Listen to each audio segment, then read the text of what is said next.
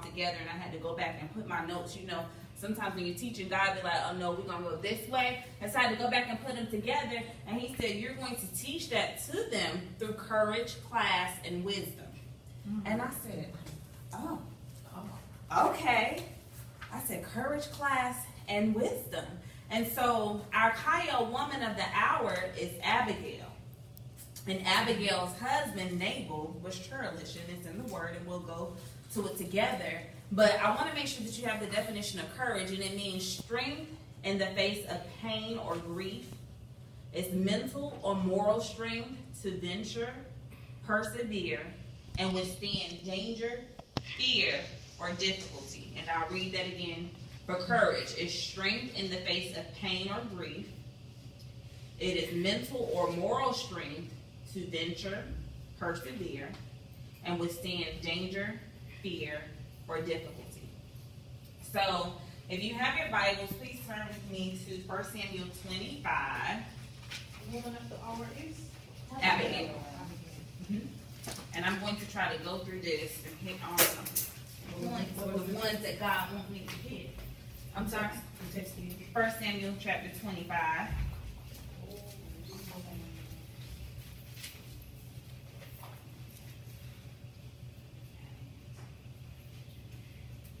All right, so I am going to start out of the NIV Bible, or the NIV version, but I may switch up. I'll start at verse 1. It says, Now Samuel died, and all Israel assembled and mourned for him, and they buried him at his home in Ramah. Then David moved down into the desert of Paran. So, we'll give a little background here. So at this time, the prophet Samuel has passed. He has gone on to be with the Lord. So at this point, emotions are high. But David is really in his feelings because this is the man who spoke over his life, who came to his home and said, this will be king. He mentored him. He spoke life into him.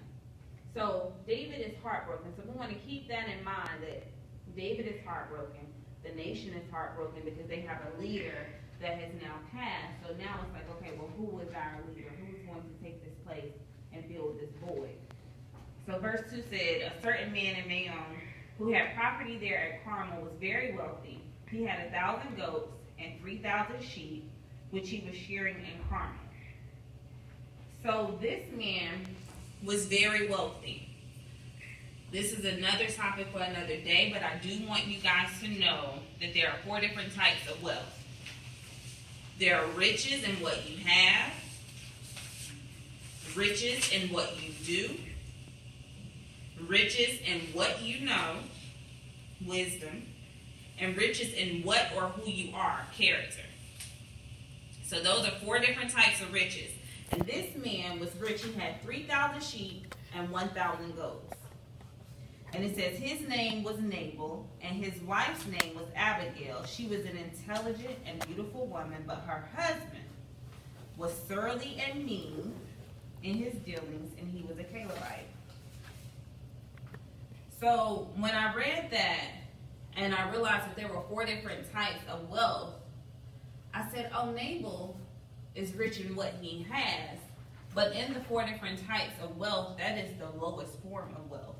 And it's odd that in our world, wealth is based on what you have in the bank. Yeah.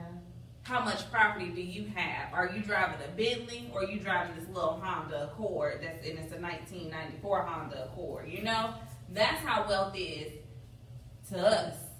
And so for them, the more you had, that was your status. But spiritually for him, he had the lowest wealth because it was everything he had was just material, but his character was not there. He wasn't wise. He wasn't doing anything good for anybody. It tells us in the text that he was surly and mean in his doings. But then he's married to this beautiful woman, Abigail. And the scripture tells us that she's intelligent and she's beautiful. So then you're like, how did an intelligent and beautiful woman end up with a mean man like this? But we know that back then marriages were arranged. It's not like now we can go out and date and you get down on one knee and say, well, you marry me, and you crying, oh yes, I'm married. It's completely different.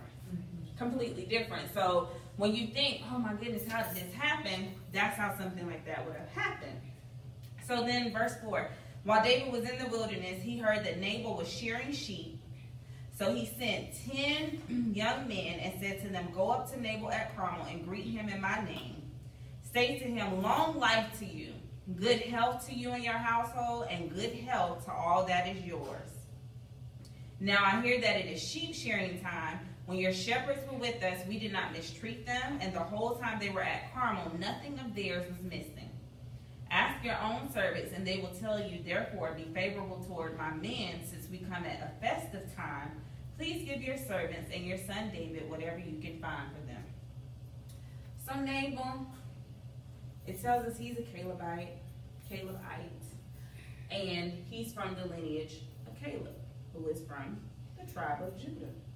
One of the 12 tribes. He was one of the 12 spies sent out to spy the Canaan land, and he was one of the 2 who came back and said, yes, we can do this. And from that, he was promised that his family would always have a portion in the Canaan land. Well, where he lives, he's a Calebite, and he lives in the Canaan land, Mayon, and his possessions are in Carmel. So again, he's wealthy. Well, he's sheep shearing at the time. I'm building it up for you. He's sheep shearing. So this is a harvest time. This is a festive time. So that's why David is saying, this is a harvest time. In layman's terms, he's saying, hey man, how you doing? I've been protecting your people out here while I'm running from Saul. The Philistines, it's known that the Philistines coming out here and raiding places. I looked out for them, made sure they were good. I'm asking you to return the favor since we out here fending for our lives. We didn't do any harm to your people. Can you look out for me? That's basically what he's saying. Can you look out for me? So when David's men arrived, they gave Nabal the message in David's name, and then they waited. Nabal answered David's servants, who is this David? Who is this son of Jesse? Many servants are breaking away from their masters these days. Why should I take my bread and water and the meat I have slaughtered for my shears and give it to men coming from who knows where? I will pause right there. Nabal cannot fool me and tell me that he didn't know who David was. Come on. Right. You can't tell me that you didn't know who this was. I believe this is just me talking. He must have was down with Saul and how Saul got down. So he was like, David, yeah, he'll be hungry. So I said, did he really play David's face like that? So I know David was like, I can see why he was like, who am I? David got in his feelings again. Emotions are high. My mentor, the man who spoke over me, is dead. I'm protecting your people while I'm out running. And who am I? Right. Okay. Yeah, you tried me, basically. So then, verse 12, it says, David's men returned back and went back, and when they arrived, they reported every word. David said to his men, each of you strap on your sword. So they did, and David strapped his on as well. About 400 men went up with David, while 200 stayed with the supplies. One of the servants, this is where our girls step on the scene.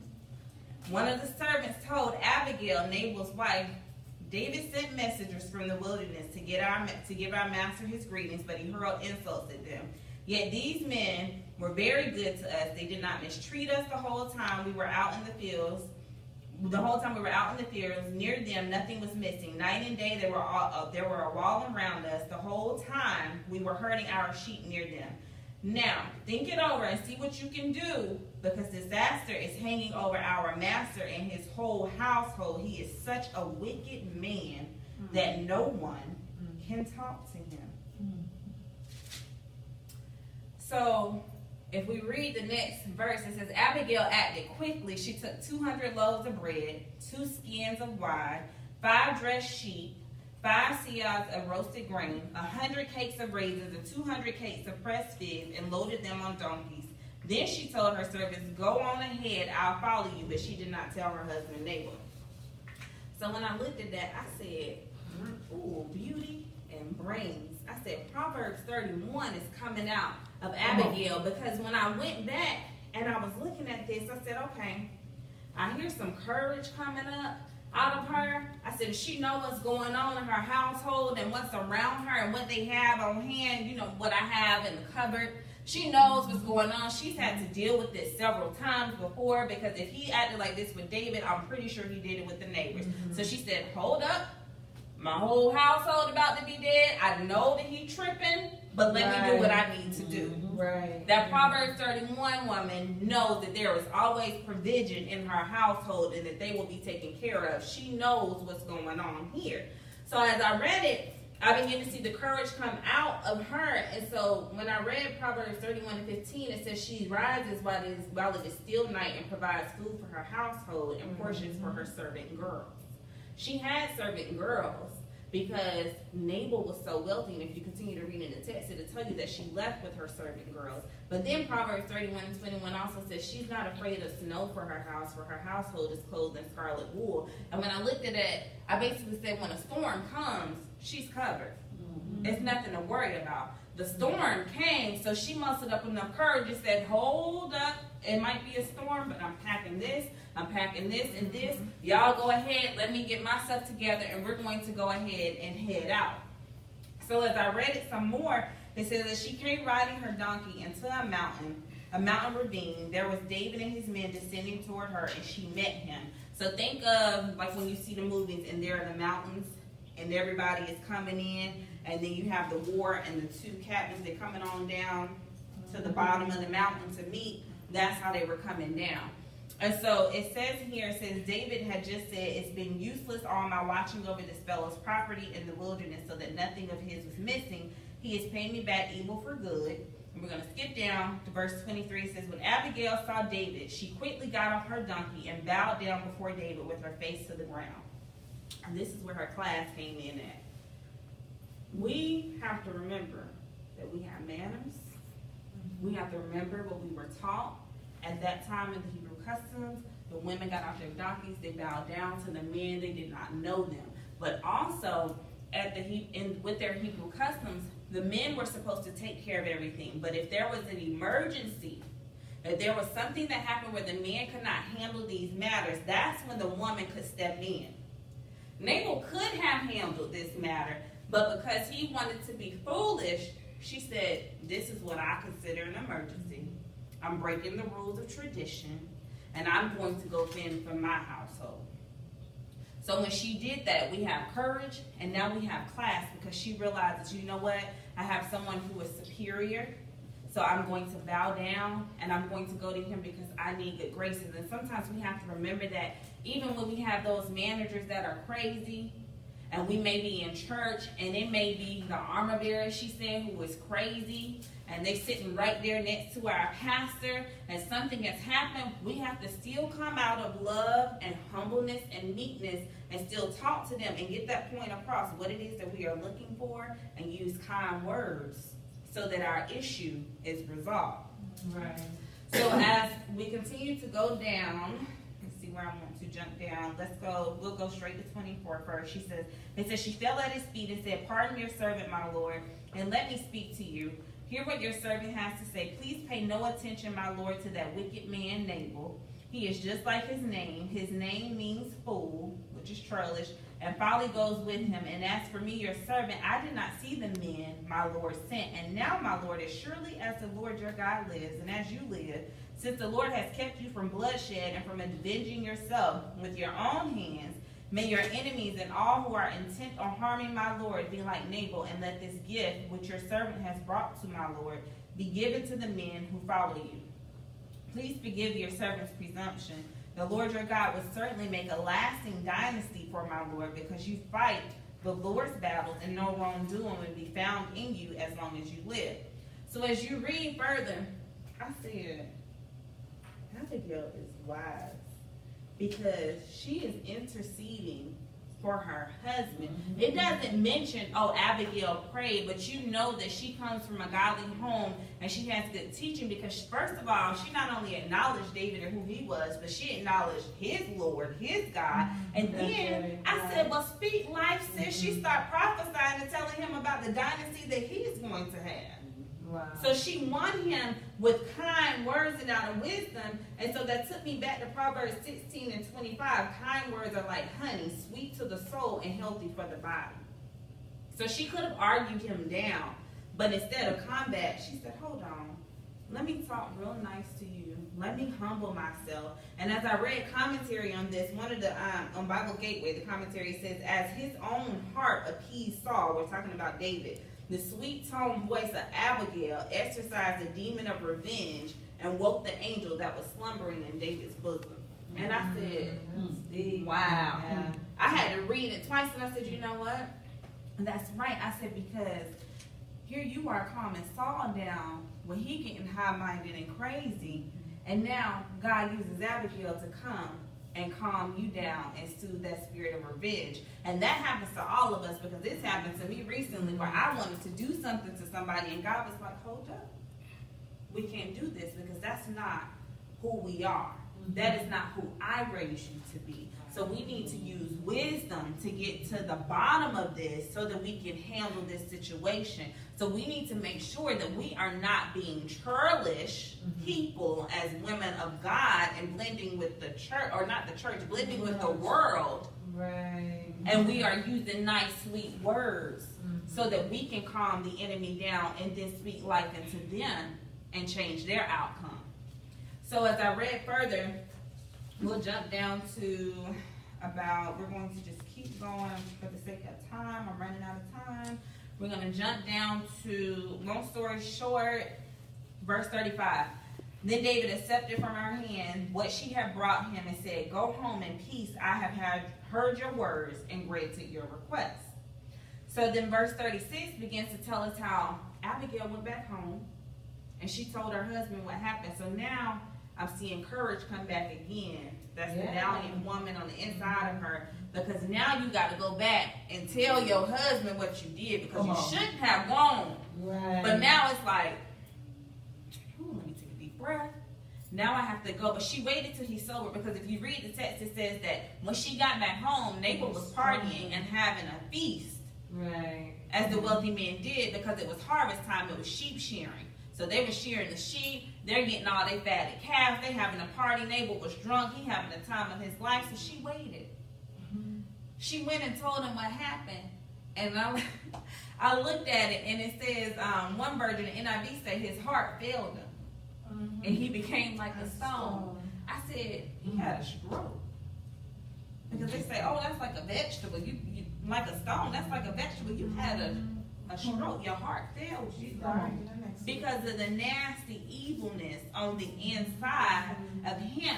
And then he died afterwards. Now, isn't it something how we have the enemy? We have to go and deal with these issues, be nice, then go back and say, well, this is the outcome. And then you see your enemy. He just smitten right before your very eyes. Wow. But you still being that woman of God the whole time. You still loving him. You still being nice. I'm still going to wrap you in my arms and say, oh, I love you, sis. Oh, brother, how you doing? Knowing that you just dogged me out and I'm married to you, but you giving me all this hell with all these people living around us, and they looking at me crazy because you crazy, and they trying to figure out why I'm still here, but I can't just divorce you because that's not common. I can't do that. But she still stood in there. She stuck in there. And then he dies. Right. Courageous, right? So she has victory over her adversary. But then I looked at that and I said, Abigail has now saved. Again, we have another woman saving a nation, a household, a lineage of people because of her valiant strength, because of her humbleness, her wisdom, her courage, and her class. Because she could have just walked up to David high and mighty, but then it would have been a battle, and they would have said, well, who's ready to rumble? Let's do it. Right. But she approached him gracefully and bowed down and acknowledged who he was. And then they went back to my thoughts. I said, and Nabal, you gonna lie like you don't even know who David is. But here come Abigail. She said, yes, I know about you. And if you read in there, she even mentions how she said, she said, you defeated the Philistines. She said, some more people will be defeated with your stone. I'm just ad-libbing here. But she said, with your stone. Oh, David and Goliath, huh? So she heard about what happened, David and Goliath. She talked about the stone in the text. So Nabal knew, but he just decided, turn the other way. So if you read further down, it says that after Nabal died and David heard about it, he came and, well, he didn't come, but he sent someone and said, I want her to be my wife. Yeah. And what I loved about it, Yeah. That's right. the text tells us she bowed to the ground to accept the offer as if he was there and he wasn't even there. Humbleness. She bowed, right? But then she even went a step further and said that she would even wash the servant's feet. Wow. She would wash the servant's feet. And I said, now that is a humble woman, because foot washing represents love and humility, and it cleanses you of impurities. But she's letting them know, you know what? Even though he is our Lord, because you know they called their kings Lord at the time, I'm still here to serve you. I'm still here to help with you. We're still in this thing together. It's not about me. Even though I am David, I will be David's wife. I'm not looking at you as you're beneath me and high and mighty, because we're loving. So I said, she has the love of God all on the inside of her. And it still don't even say, oh, Abigail went and she went to the temple 3 times a week, or she went and did her sacrifices like this. I said, but Abigail was a woman of God, a woman of courage and of strength and of love. She was a woman of peace. You can tell she did not want problems. She didn't go around trying to start drama and gossiping, because she was quick to settle the matter. Very quick. So then the question, oh, thank you, God. The question, I'm good on my time. I have 2 minutes. So then my closing question is, how do you demonstrate class, courage, and wisdom in an environment of churlish people? And we have to say, okay, I'm going to be like Abigail. I have to be valiant. I have to have this courage. I have to have this class. I need to have this wisdom. And all of this stuff is going on. Then how am I as a woman going to deal with this in my atmosphere? Day in and day out. How are we going to handle this as women? So I'm going to close right there. That's a thought. If anybody has an answer on how you feel that you could handle that, please, now is the time. Go ahead and say it. It may help me, because I can sometimes be churlish. I'm being honest. Well, listen,